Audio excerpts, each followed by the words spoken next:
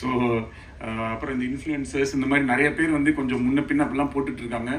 அதுக்கெலாம் வந்து நமக்கு இதுக்கு மேலே வந்து செலவு பண்ணி இருந்த காசு எல்லாத்தையும் படத்துலேயே செலவு பண்ணிட்டேன். ஸோ தயவுசெய்து நீங்கள்லாம் சேர்ந்து ஏதாவது ஒன்று ஹெல்ப் பண்ணி அவங்க வந்து என்னென்னா இன்றைக்கி வந்து ஒரு இந்த தம்ப்நெயில் கல்ச்சர் இருக்குது இல்லையா. இப்போ நானும் கொஞ்சம் ஏதாவது தம்ப்நெயில் வேணால் கொடுத்துட்றேன். கதறி எழுத விக்னேஸ்வரன் அந்த மாதிரி ஏதாவது போட்டு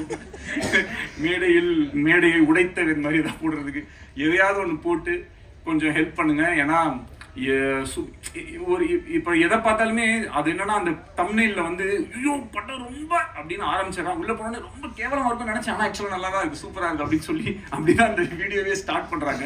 ஸோ அதனால இது எப்படி இதை நம்ம ஹேண்டில் பண்ணுறதுனே தெரியல. உள்ளே போனதுக்கப்புறம் அதெல்லாம் நல்லா தான் இருக்குது, ஆனால் இது இருக்கு, ஆனால் எங்கேயோ ஒரு இடத்துல கொஞ்சம் ஸ்லோவாக இருக்குது, கொஞ்சம் என்ன சொல்லணும்னு தெரியாமல் எதையாவது ஒன்று சொல்லி விட்டு போயிடறாங்க. அதை பார்த்து கொஞ்சம் பேர் இதாகிடுறாங்க. ஸோ அதுக்கு எப்படி டேக்கிள் பண்ணணுன்றது நீங்கள் தான் ஏதாவது ஒன்று பார்த்து கொஞ்சம் பாவம் ஹெல்ப் பண்ணணும். ஏன்னா நிறைய செட்டில்மெண்ட்லாம் பேலன்ஸ் இருக்குது. அந்த இந்த ராமசாமி என் பணம் கிடைச்சிடும்னு ஒரு பல பேர் வெளில இருக்கிறேன். அது இந்த வாரம் நல்லா ஓடிடுச்சுன்னா இதுதான், அப்படி இல்லைன்னா ராமசாமி தான். அதனால தயவு செஞ்சு கொஞ்சம் நீங்களாம் உங்க வீட்டு பிள்ளையா நினைச்சு இது மாதிரிதான் இப்ப நிலைமை வந்து அந்த லெவலுக்கு இதுதான் இருக்கு. அந்த இப்ப என்ன கேட்டுட்டா என் கட்சிக்காரர் ஒரு படம் தானே எடுக்க வந்த, அந்த மாதிரி ஒரு படம் தானே எடுக்க வந்தேன், அதுக்கேப்பா போட்டு இப்படி அடிக்கிறீங்கன்ற மாதிரி சிம்பிளா பண்ணு காம்பாக்டா பண்ணு, சிம்பிளா பண்ணு காம்பாக்டா பண்ணா நல்லாவே இருக்க மாட்டேங்குது, அதுக்கும் அடிக்கிறாங்க. என்ன எப்ப பார்த்தாலும் இதே மாதிரி எடுத்துக்கிட்டே இருக்குங்க. புதுசா ஒண்ணு பயங்கரமா பண்ணா அதுல எது இல்லையோ, நான் கேசரி பண்ணா மட்டும் ஏன் காரமா இல்லைன்னு கேட்குறேன். கேசரி எப்படி காரமா இருக்கும், நான் என்ன சிக்கன் குழம்பு ஊத்துனா அதுலயே இனிப்பாவே இல்லைன்னு கேட்டீங்கன்னா இதுக்கு என்ன பண்றதுன்னு நமக்கு வந்து தெரியல. இந்த படத்துக்குள்ள சில நல்ல விஷயங்கள் இருக்கு, அவ்வளவுதான். பிளஸ் பயங்கரமா படம் எடுக்கிறது என்னால பயங்கரமா எடுக்க முடியுமா நீங்க சொல்லுங்க. ஓரளவுக்கு தான் நம்மளால எடுக்க முடியும். அந்த ஓரளவுக்கு எடுத்ததை கொஞ்சம் ஜாலியா வந்து பார்த்துட்டு அழகா அதை ரசிச்சுட்டு, உங்களுக்கு பயங்கரமா கோவம் வந்துச்சா மனசுக்குள்ளேயே வச்சுக்கோங்க. இல்ல ஏதாவது என் ஃபோன் நம்பரோ இல்லை ஏதோ ஒன்று எங்கேயாவது ஒரு இடத்துல நிச்சயமா என்ன பார்ப்பீங்க. அப்ப சைட்ல வந்து என்ன சொல்லுங்க, ஏன்டா அப்படி பண்ணேன்னு. அதை விட்டுட்டு அதுக்கு ஒரு வீடியோ போட்டு இவன்னு சொல்லி ஏன் அப்படி பண்ணி. ஸோ அதனால நிறைய மறுபடியும் சொல்லிக்கிறேன், செட்டில் பண்ணணும். ஸோ பார்த்துக்கோங்க. ஸோ கரெக்டாக பார்த்து தயவு செஞ்சு எல்லாருமே கொஞ்சம் ஹெல்ப் பண்ணி இந்த படம் ஏப்ரல் 17 வந்து திருப்பி நாங்கள் வந்து ஓப்பனிங்கை கிரியேட் பண்ணி இந்த படத்தை பயங்கர ஹிட் ஆக்கி, நான் செல்லக்குட்டி பிரதீப்க்கு அந்த 4th 100 crore சொல்லி போஸ்டரை ஒட்டே ஆகணும் அப்படின்றதுல உறுதியாக இருக்கும். அப்புறம் படிக்க முடியாம அது சொல்லிட்டு இப்போ படிச்சீங்கன்னா இன்னும் அவமானமா இருக்கும். விட்டுருங்க, ஓகே நானே படிச்சுக்கிறேன். காதலி திரையில் காளியாவாதி எல்லாருக்கும் ரொம்ப சந்தோஷம். ஒரு நிமிஷம் மேடம் விட்டுருங்க மேடம், அவர் வேற போயிட்டாரு, எஸ்எஸ் பேசுறது போயிட்டாரு. ப்ரிப்பேர் பண்ணலான்ட்டு காதலை திரையில்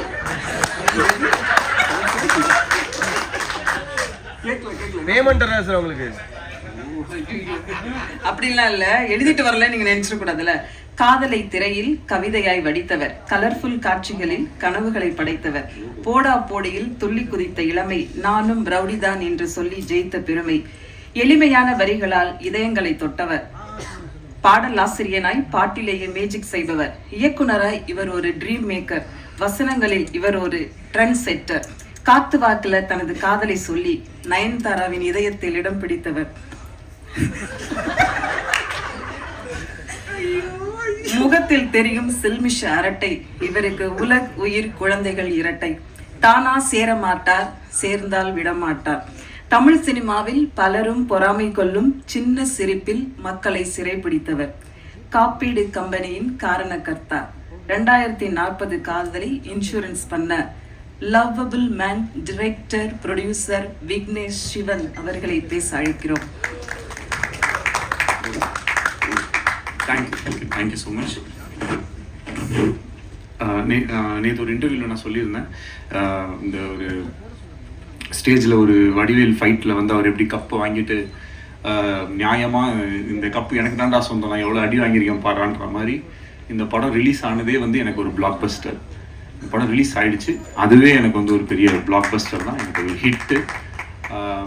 ஏன்னா எப்பயுமே கொஞ்சம் கனவு பெருசாக இருந்துச்சுன்னா அது கொஞ்சம் கஷ்டமாக தான் இருக்குது. ஸோ நம்ம நிறையா தடவை என்னென்னா சுற்றி இருக்கிற சூழ்நிலைகள் காரணமாக எது கொஞ்சம் ஈஸியோ எது கொஞ்சம் சுலபமாக நடக்குமோ அப்படின்ற மாதிரி நம்மளே வந்து நம்மளுடைய கம்ஃபர்ட் ஜோன். இப்போ எனக்கு வந்து இப்போ என் வாழ்க்கை வந்து ரொம்ப ஒரு கம்ஃபர்ட் ஜோனில் தான் இருக்குதுன்னு சொல்லலாம் கடவுளுடைய அனுகிரகத்தால்.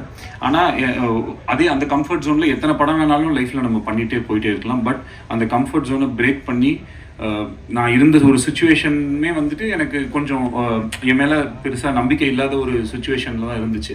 அந்த மாதிரி ஒரு சமயத்தில் ஒரு கம்ஃபர்ட் ஜோனில் இருக்கிற ஒரு ப்ராஜெக்டை கை வைக்காமல் எனக்கு வந்து என்னை சேலஞ்ச் பண்ணிக்கக்கூடிய விஷயம் இந்த படத்தில் வந்து ஒரு ஃப்ரேம் கூட என்னால் ஈஸியாக எடுக்க முடியாது. சும்மா கேமரா எடுத்துகிட்டு போனால் ஒரு இடத்துல வச்சோன்னா அது வந்து ஒர்க் அவுட் ஆகாது. அதில் ஏதாவது ஒரு மெனக்கடலாவது இருக்கும். அதில் அட்லீஸ்ட் ஒரு காஸ்டியூமாவது கரெக்டாக இருக்கணும், இல்லை பின்னாடி இருக்கிற விஷயங்கள் கரெக்டாக இருக்கணும், இல்லை அதில் இதுக்கப்புறம் வரப்போகிற அந்த சிஜி கரெக்டாக இருக்கணும், இல்லை அங்கே இருக்கிற ஒரு மேக்கப்பில் ஏதாவது ஒரு விஷயம் கரெக்டாக இருக்கணும், இல்லை பேச போகிற டைலாக்ல ஏதாவது ஒரு ஃபியூச்சரிஸ்டிக்கான ஒரு விஷயமா இருக்கணும். இந்த மாதிரி ஏதாவது ஒரு வேலையாச்சும் எக்ஸ்ட்ரா பண்ணணும் அப்படின்ற மாதிரி அப்படி பண்ணால் மட்டும்தான் இந்த படம் கொஞ்சம் கன்வின்சிங்காக இருக்கும். இல்லைன்னா நம்ம சும்மா சொல்லலாம் 2040 நடக்கிற மாதிரி அப்படின்ட்டு. அப்புறம் இப்போ இந்த ஃபிலிம் ரிலீஸ் ஆச்சு. ரிலீஸ் ஆகும்போது நிறைய நல்ல ரிவ்யூஸ், நிறைய பாசிட்டிவான ஃபீட்பேக்ஸ், நிறைய பாராட்டுகள் அதெல்லாம் இருக்கிற அதே சமயத்தில் சில பேருக்கு வந்து இந்த ஃபிலிம் வந்து கொஞ்சம் ஸ்லோவாக இருக்குது, கொஞ்சம் லேக்காக இருக்குது, இந்த மாதிரி சில விஷயங்களுமே வந்து நான் பார்க்க தான் செய்கிறேன். ஸோ எப்பயுமே இந்த மாதிரி ஒரு ஹை கான்செப்ட், ஒரு ஏதாவது ஒரு கொஞ்சம் ஒரு ரெகுலராக நம்ம அந்த ஒரு அரைச்சமாவை அரைக்காமல் ஏதாவது ஒரு புதுசாக ஒரு விஷயம் சொல்லணும்னா அதற்கான இப்போ ஒரு ஃப்ளைட்டில் நம்ம ஏறுறோம்னா முதல்ல வந்து அந்த சீட் பெல்ட்டை போடுங்க, இந்த இதை பண்ணுங்க, அதெல்லாம் சொல்லும்போது கொஞ்சம் அந்த இடத்துல ஒரு தொய்வடைய தான் செய்யும். பட் அந்த ரூல்ஸ் எல்லாம் தெரிஞ்சதுனா தான் அதுக்கப்புறம் இருக்கக்கூடிய விஷயங்கள் இருக்கும். ஸோ படத்தில் சில இடங்களில் சில காட்சிகளில் வந்துட்டு கொஞ்சம் மெதுவாகவோ இல்லை கொஞ்சம் புரிய வைக்கிறதுக்காக, ஏன்னா ஒரு திரைப்படம்ன்றது வெறும் ஒரு கொஞ்சம் பேர் மட்டும் பார்க்கக்கூடிய விஷயம் இல்லை. அது எல்லா ஏஜ் குரூப்ஸ், எல்லா விதமான மக்களுமே வந்து பார்ப்பாங்க. அப்போ அவங்க எல்லாருக்குமே வந்து அந்த விஷயத்தை நம்ம எப்படி கடத்துறோம் அப்படின்றதுக்காக எல்லாத்து மேலேயுமே நம்ம வந்து கொஞ்சம் டீட்டெயில் பண்ண வேண்டிய ஒரு கட்டாயம் இருக்குது. ஸோ அப்படி இருக்கும்போது ஓவராலாக அந்த ஒரு ஃபில்மை நம்ம பேஸ் பண்ணுற விதமாகட்டும், சில விஷயங்களை நம்ம சொல்கிற விதமாகட்டும், அதுக்கெலாம் வந்து நம்ம கொஞ்சம் எடுத்துப்போம். ஸோ அதை வந்து நான் ஒரு கன்ஸ்ட்ரக்டிவ் கிரிட்டிசிசமாக எடுத்திருக்கேன். அண்ட் அதை பார்க்கும்போது எனக்கும் சில விஷயங்கள் வந்து புரிஞ்சுது. பட் ஹேவிங் செட் இதில் இவ்வளோ விஷயங்கள் இருந்தாலும் தியேட்டரில் போய் இந்த படத்தை பார்க்கும்போது நான் நினச்சது வந்து ஒரு காதல் கதை. ஆனால் பொதுவாகவே எப்பயுமே காதல் படங்கள்னால் அது ஒரு மாதிரி ஒரு தன்மையிலே போயிட்டே இருக்கும். பட் படம் ஃபினிஷ் ஆகும்போது வந்து அது எப்பயுமே ஒரு மெலோ ட்ராமாவா, ஒன்று ஹீரோயின் வந்து இதில் ஏர்போர்ட் போயிடுவாங்க, இல்லை ட்ரெயினில் ஏற போயிடுவாங்க, இல்லைனா ஏதாவது ஒரு சேஸு, இந்த மாதிரி ஒரு ரெகுலர் ஏரியாஸில் இல்லாமல் அதை வந்து ஒரு கமர்ஷியல் ஹீரோ வில்லன் ஃபிலிமுக்கு இருக்கக்கூடிய சில ஹை பாயிண்ட்ஸ் ஏதாவது ஒன்று கிரியேட் பண்ண முடியுமா அப்படின்ற ஒரு எக்ஸ்பெரிமெண்ட் ட்ரை பண்ணி தான் இந்த படத்தில் வந்து அதை வந்து முயற்சி செஞ்சோம். இப்போது அது கடைசியில் தியேட்டரில் வரும்போது அந்த இடத்துல கிளாப்ஸோ, அந்த இடத்துல வந்து ஒரு அப்ரிஷியேஷன் வரும்போது பார்க்குறதுக்கு ரொம்ப நிறைவாகவும் சந்தோஷமாகவும், ஒரு ரைட்டராக நம்ம ஏதோ ஒரு விஷயம் ட்ரை பண்ணோம். அந்த ட்ரை பண்ணது ஒரு 1000 பேர் இருக்கக்கூடிய தியேட்டரில் அட்லீஸ்ட் ஒரு குறிப்பிட்ட நம்பர் ஆஃப் பீப்புளுக்காச்சும் அது வந்து ஒர்க் ஆகுது அப்படின்றது நினைக்கும் போது நம்மளுடைய வேலை மேலே நமக்கு இருக்கிற ஒரு நம்பிக்கை இன்னும் அதிகரிக்குது. அதுக்கு வந்து மிகப்பெரிய நன்றி டு த ஆடியன்ஸ். அப்புறம் இந்த படத்தை எடுக்கிறதுக்கு எனக்கு என்னுடைய ஃபஸ்ட்டு பவர், இந்த ஃபில்மை நான் பண்ணக்கூடிய இந்த படம் நடக்கிறதுக்கு காரணமாக இருந்தது பிரதீப்னால தான் இந்த படம் நடந்துச்சு. இல்லைனா இந்த படம் நடக்க சான்ஸே கிடையாது. ஏன்னா இந்த படம் பிகினிங்லேருந்தே பட்ஜெட் தான் வந்து இஷ்யூ. இன்றைக்கி நம்ம சினிமாவில் பார்க்குறோம், எவ்ரிடே ஏதாவது ஒரு படம் ட்ராப் ஆகுது, ஏதாவது ஒரு படத்தில் இயக்குநர்கள் மாறிடுறாங்க. இன்றைக்கி வந்து டிரெக்டர்ஸோட சுச்சுவேஷன் வந்து ரொம்ப கவலைக்கிடமாக இருக்குதுன்னு சொல்லலாம். பேர் சொல்ல இது பண்ணல, ஓகே பேர் சொல்லணுன்னாலும் நான் சொல்லலாம்.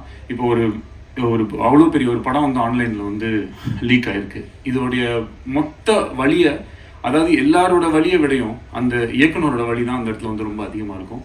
இந்த இடத்துல நான் வந்து ஹெச் வினோத் என்னோடய ஃப்ரெண்டுக்கு வந்து என்னுடைய வருத்தத்தை நான் தெரிவிச்சுக்கிறேன். ஏன்னா இது வந்து ஒரு மரணம் அளவுக்கு ஒரு வலிக்கக்கூடிய ஒரு விஷயம். அது ஒரு டைரக்டரால் மட்டும்தான் அதை வந்து ஃபீல் பண்ண முடியும். ஏன்னா ஒரு நாளும் ஒரு ஷார்ட்டும் எடுக்கும்போது அந்த டைரக்டர் வந்து அது எவ்வளோ கஷ்டப்பட்டு அதில் எவ்வளோ கனவுகளோடு அதை எடுப்பாங்க அப்படின்றது ஆஸ் அ டைரக்டராக எனக்கு வந்து தெரியும். இங்கே இருக்கக்கூடிய எல்லாருக்குமே அது வந்து தெரியும். பட் அங்கேருந்து அது நம்ம நினச்ச மாதிரி ஒன்று வராமல் அது இந்த மாதிரி போகும்போது ரொம்பவே கஷ்டமாயிடுது. ஸோ அதே மாதிரி இப்போது என்னாலையும் வந்து என் படத்தை நான் நினச்ச மாதிரி எடுக்க முடியாதோன்னு அந்த அந்த பெயின்லேயே போய் கடைசியில் என்னால் முடிஞ்ச வரைக்கும் நான் அந்த படத்தை நான் நினச்ச மாதிரி வந்து எடுத்து அதை வந்து அப்புறமேட்டு ரிலீஸ் ஆகிறதுக்கும் பிரதீப் சார் சொன்ன மாதிரி அவ்வளோ டேட்ஸ் மாறி மாறி மாறி மாறி வந்ததுக்கு ஏகப்பட்ட காரணங்கள் இருந்துச்சு. எங்களால் நிறைய விஷுவல் எஃபெக்ட்ஸு அவ்வளோ விஷயம் எதுவுமே கொஞ்சம் காம்ப்ரமைஸ் பண்ணி பண்ணுறதுக்கும் மனசு வரல. கொஞ்சம் இது இப்படி பண்ணிக்கலாம் அப்படின்னா கண்டிப்பாக மாற்றிருக்க முடியும். பட் ஆனால் அது மாதிரி ஏன்னா இந்த படத்தை என்னால் ஒரு தடவை தான் எடுக்க முடியும்.